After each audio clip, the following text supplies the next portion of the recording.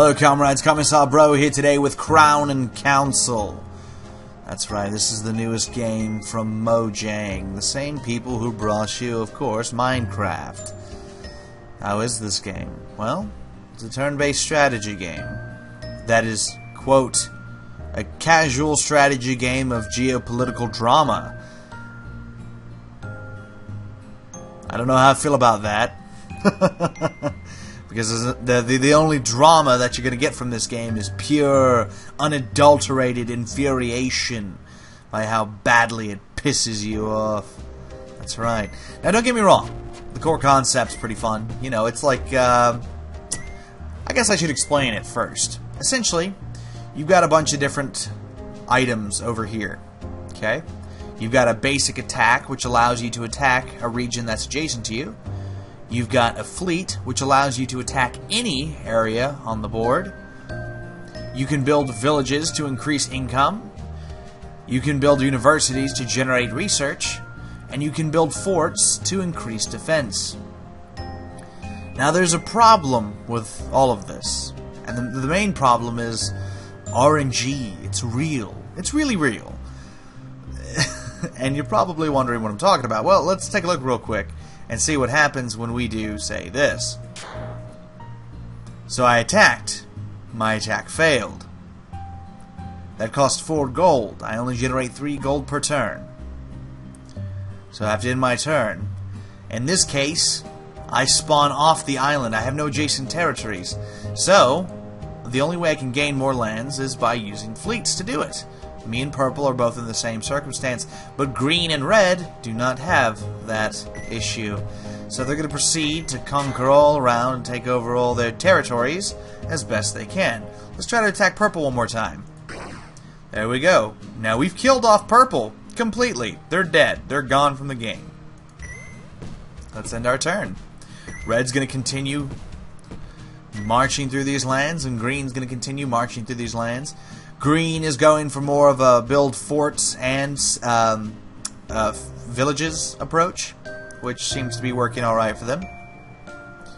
What we're going to do is we're going to go conquer another piece of land. Yep, one at a time.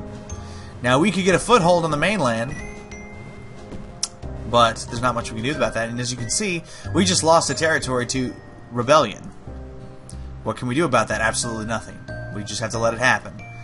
So we're going to build a village and wait another turn. Red and green all the while are ripping the world to shreds, shaping it in their image.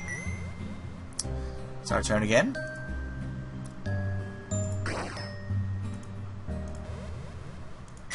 End our turn. Looks like red's starting to expand to the islands. That bodes ill for us. I imagine you get what I'm going for here. There's a lot of RNG in this game when you're attacking. You can have 30 gold, and each attack costs 1 gold. And you can get completely screwed. For example, that just happened. I spent 4 gold to attack that one province. It failed. So now I have to wait before I can do anything.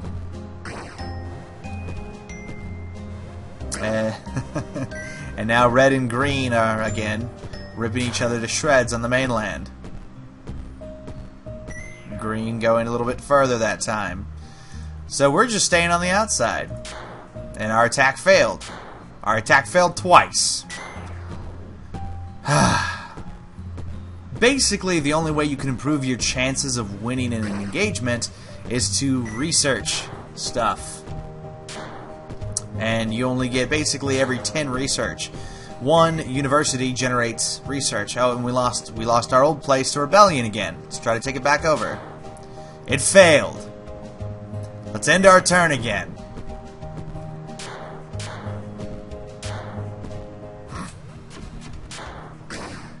We lost it to red.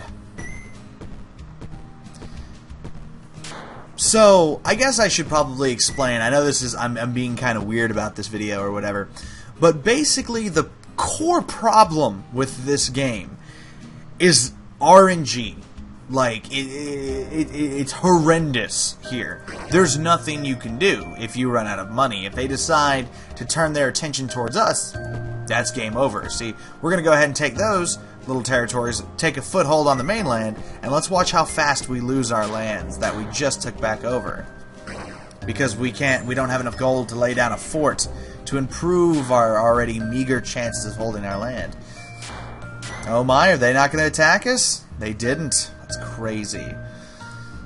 So, that one looks like we actually got an upgrade. So what we're going to do is we're going to upgrade the army, which gives us a better chance of winning. Okay.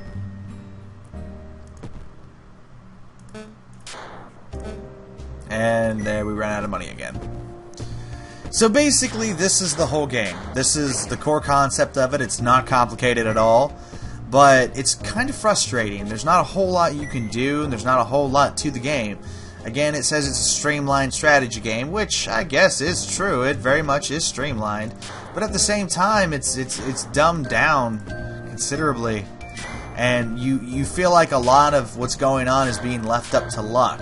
And I imagine that's done so that you don't have the issue of, oh, I just have more troops than you, so I automatically win. I guess it takes kind of an approach of like how Risk works. You know, you're relying on the dice rolls. So even though you have a huge army, there's still a pretty good chance you're going to lose.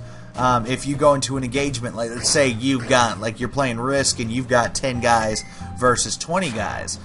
The dice are not kind. And the chances of you winning that engagement, you know, are all up to chance. So I guess that's kind of this, and I mean, I don't know. It's not a bad concept, but it's certainly not a great concept either. Like, I mean, personally, I'm more of a fan of if I did it, like I created my own chance or my own future in this case. I control what's going on. That's kind of more of a tenet of a strategy game, if you ask me. This seems like a bunch of dice rolling. And just kind of having to hope that you do better, that you roll better than the other guy, which is not always a guarantee, as we just saw once again. Let's lay down a fort, I suppose. Again, there's different ways to improve your chances, but there's no guarantee that you're going to survive it. Now, look at this guy. He got more research than us. He's getting about 50 gold per turn, whereas we're still only generating about 10. And watch how quickly he just wipes us off the map. Yeah, I don't know. It's alright. This feels more like a mobile app game than it does a serious strategy game of any sort. Look at that. I just wasted 5 gold on that one fort. This is just... I don't know. It's alright. It's alright. I'm not much of a fan. I don't like it all that much. This is probably the 6th map, maybe. So I played through about 6 maps over about the past 40 minutes or so.